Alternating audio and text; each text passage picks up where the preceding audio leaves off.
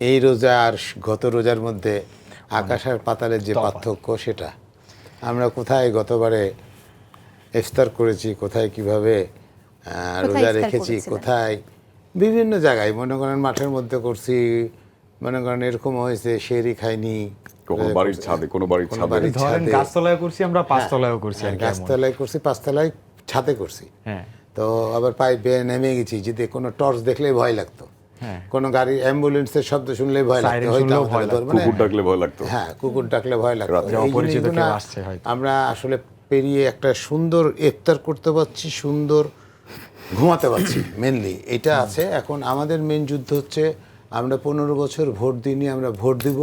আমরা অবশ্যই ভাতের জন্য এবং ভোটের জন্য যুদ্ধে নেমেছি।